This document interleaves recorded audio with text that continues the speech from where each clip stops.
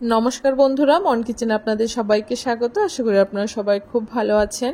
আজকে আমি আপনাদের সাথে শেয়ার করব কাঁচা আমের ঝালঝাল আমসত্ত্বর রেসিপি। কোনো রকম রোদে দেওয়ার ঝামেলা ছাড়াই শুধুমাত্র ঘরে রেখে এই আমসত্ত্বরটা খুব সহজে তৈরি করে নেওয়া যায়, আর আপনারা এটাকে সংরক্ষণও করে রাখতে পারবেন 1 বছর পর্যন্ত।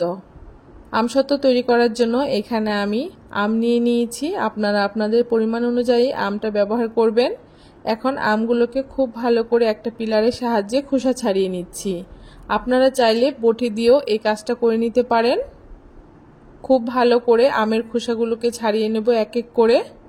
আপনারা যদি আমসত্ত্বটা একটু বেশি পরিমাণে তৈরি করেন তাহলে আমের পরিমাণটা একটু বাড়িয়ে নেবেন। দেখুন এক এক করে এখানে আমার সবগুলো আমের খোসা ছাড়িয়ে নেওয়া হয়ে গেছে।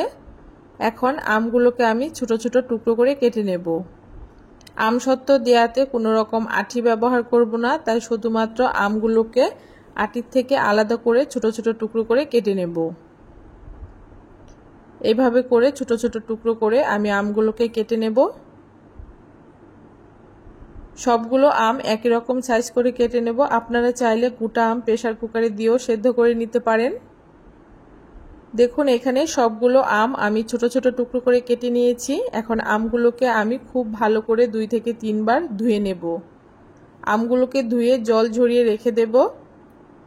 আর এইদিকে দেখুন উনানে একটা কড়াই বসিয়ে দিয়েছি। এখন কড়াইতে এখানে আমি 1 কাপ মতো জল দিয়ে দিয়েছি। খুব বেশি জল ব্যবহার করা যাবে না, কারণ জলটা আমরা ফেলবো না। আমটা সেদ্ধ করতে যতটা জলের প্রয়োজন ঠিক ততটা জল এইখানে ব্যবহার করলেই হবে। এখন আগে থেকে ধুয়ে রাখা আমটাকেও দিয়ে দিয়েছি, আর সাথে সামান্য একটু নুন দিয়ে দিয়েছি। এতে খুব ভালো সেদ্ধ হবে। আমগুলো ছোট ছোট করে কেটেছি বলে খুব তাড়াতাড়ি আমগুলো সেদ্ধ হয়ে যাবে। এখন ঢাকা দিয়ে মোটামুটি 10 মিনিট মতো আমগুলোকে হাই ফ্লেমে আমি সেদ্ধ করে নিয়েছি। দেখুন 10 মিনিট পরে আমগুলো কত সুন্দর সেদ্ধ হয়ে গেছে। এখন একটা হ্যান্ড ব্লেন্ডারের সাহায্যে যতটা সম্ভব আমটাকে ম্যাশ করে নেব। এইভাবে করে আমটাকে খুব ভালো করে একটুখানি ম্যাশ করে নিচ্ছি। দেখুন আমটা অনেকটাই এখানে ম্যাশ করে নেওয়া হয়ে গেছে। এখন আমটাকে ঠান্ডা করে নেব।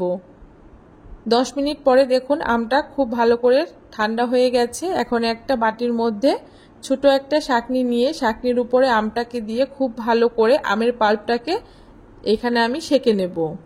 তার কারণ আমসত্ত্বর মধ্যে যদি কোনো রকম দানা দানা ভাব থাকে তাহলে আমসত্ত্বটা ভালো লাগবে না খেতে। তাই এখানে আমের পাল্পটাকে আমি সেঁকে তারপরে আমসত্ত্বটা তৈরি করব। আপনারা চাইলে নাও সেঁকে নিতে পারেন, একটু খুব ভালো করে ম্যাশ করে নিলেই হবে। দেখুন আমটাকে সেঁকে নেওয়ার পরে এখানে এতটা মতো আঁশ বেরিয়েছে। আমের এই আঁশটাকে এখন ফেলে দেব। দেখুন আমের পাল্পটাকে খুব ভালো করে সেঁকে নেওয়া হয়ে গেছে। এখন উনানে আবারও কড়াই বসিয়ে দিয়ে এখানে পরিমাণ অনুযায়ী 1 বাটি মতো চিনি দিয়ে দিয়েছি। এখন চিনিটাকে আমি ক্যারামেল তৈরি করে নেব। আপনারা চাইলে সরাসরি আমের পাল্পের মধ্যেও এই চিনিটা ব্যবহার করতে পারেন, তবে এরকম ক্যারামেল তৈরি করে যদি চিনিটা ব্যবহার করা হয় তাহলে আমসত্ত্বের কালারটা বেশ সুন্দর আসে। দেখুন চিনিটা খুব সুন্দর করে ক্যারামেল তৈরি করে নিয়েছি। এখন আগে থেকে সেঁকে রাখা আমের পাল্পটাকে এখানে আমি ঢেলে দিচ্ছি। এই সময় উনানের আঁচটাকে একদম লোতে রাখতে হবে আর অনবরত নাড়তে হবে। এভাবে করে অনবরত নাড়তে নাড়তে খুব সুন্দর এখানে চিনির সাথে আমের পাল্পটা মিশে যাবে। এভাবে করে বেশ কিছুক্ষণ নেড়ে চেড়ে নেব। আর এই সময় উনানের আঁচটাকে একদম লোতে রেখে আমটাকে বেশ কিছুক্ষণ একটুখানি রান্না করে নিতে হবে। আমটা খুব ভালো করে চিনির সাথে মিশিয়ে নেওয়া হয়ে গেছে। এখন এখানে পরিমাণ অনুযায়ী রেগুলার নুন দিয়ে দিচ্ছি 1/2 চামচ, আর 1/2 চামচ বিট নুন দিয়ে দিচ্ছি। আমসত্ত্বের মধ্যে একটুখানি বিট নুন ব্যবহার করলে আমসত্ত্বটা খেতে ভালো লাগে আর ফ্লেভারটাও বেশ সুন্দর আসে।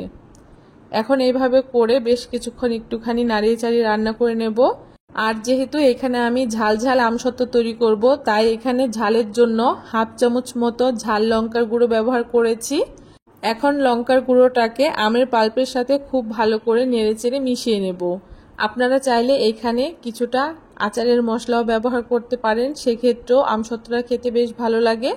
দেখুন আমসত্ত্বটা বেশ কিছুক্ষণ রান্না করে নেওয়ার পরে যখন দেখবেন খুন্তির মধ্যে ঠিক এরকম লেগে আছে, পুরোপুরি একদম পড়ে যাচ্ছে না, ঠিক তখন বুঝতে পারবেন আমসত্ত্ব দেওয়ার জন্য আমের এই ব্যাটারটা একদম রেডি হয়ে গেছে। এখন একটা থালার মধ্যে আমি একটুখানি সর্ষের তেল মাখিয়ে নিচ্ছি।